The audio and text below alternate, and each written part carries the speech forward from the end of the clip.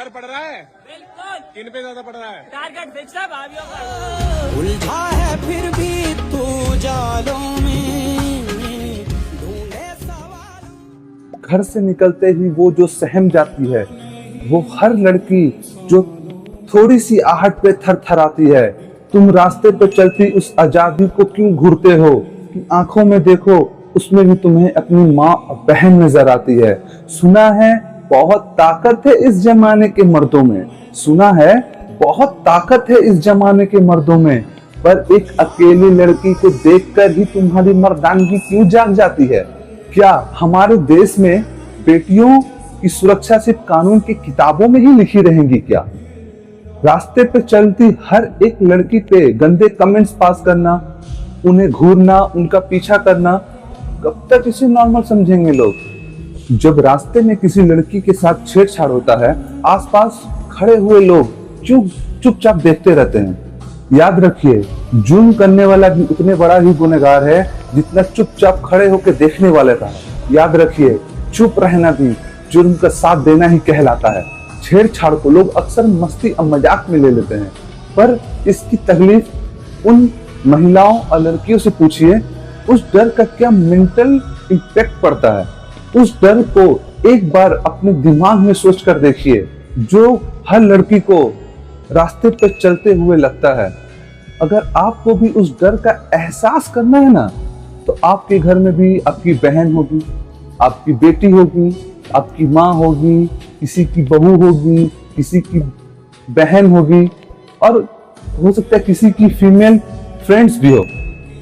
उसके साथ इस बारे में एक बार बात करके देखिए, आपको समझ आ जाएगा कि उन पर ये कोई मस्ती मजाक नहीं हो रहा, ये एक तरह का उत्पीड़न करना हुआ। उनसे इस बारे में एक बार बात करके देखिए, तब आपको समझ आएगा कि जिसे आप मस्ती और मजाक समझ रहे हैं, वो किसी के ऊपर हो रहा एक अत्याचार है। मैं लड़कियों से कहना चाहता हूँ, कोई तुम्हें अगर परेशान करने आता है या फिर तुम्हारे साथ जबरदस्ती करता है, चीखो, चिल्लाओ, जोर से आवाज दो, शोर मचाओ, या फिर कोशिश करो कि पुलिस के हेल्पलाइन 1091 और 112 पर कॉल कर सको।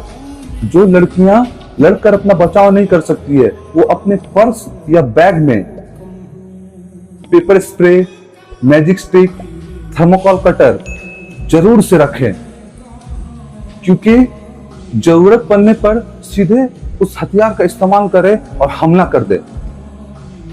अपने इज्जत और आबरू को लूटने देने से बेहतर है कि तुम उसे मार दो और कुछ दिन कोर्ट में केस लड़ लो, क्योंकि हर जगह कानून तुम्हारी सहायता करने नहीं आएगा। सेल्फ डिफेंस में आप अपने आप को बचाने के लिए किसी के ऊपर भी हमला कर सकते हैं। अपनी इज्जत और आबरू को यूं नीलाम ना होने दे, सीधे हमला कर दे और मार दे उस लड़के को, कोई फर्क नहीं पड़ता। ज्यादा से ज्यादा क्या होगा, सेल्फ डिफेंस का केस बने, उससे ज्यादा और कुछ नहीं। उसे दरिंदे को वैसे भी जिंदा रहने का कोई हक होता नहीं है। ज्यादा से ज्यादा क्या होगा, कोर्ट कचहरी के कुछ दिन चक्कर काटने पड़ेंगे।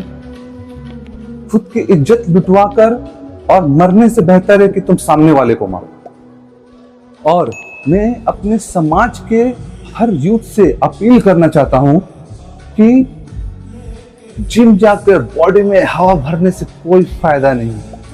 अगर तुम किसी गलत चीज पे आवाज नहीं उठा सकते, तो शरीर में हवा से मत भरो।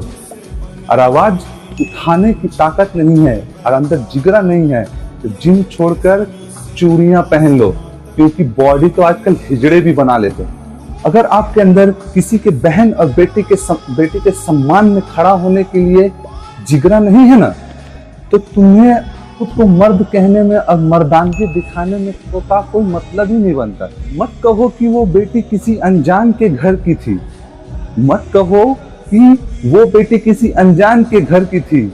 अगर आज तुम चुप रहे तो तुम भी गुनहगार इसी जमाने के हो। बदलाव सिर्फ कानून से नहीं आएगा, समाज के बदलने से आएगा, हमारे बदलने से आएगा। अगर आपको भी लगता है कि समाज की खामोशी को तोड़ना जरूरी है, तो इस वीडियो को ज्यादा से ज्यादा शेयर करें, क्योंकि समाज को जगाना और बेटियों को सुरक्षित करना भी देश हित का ही काम है।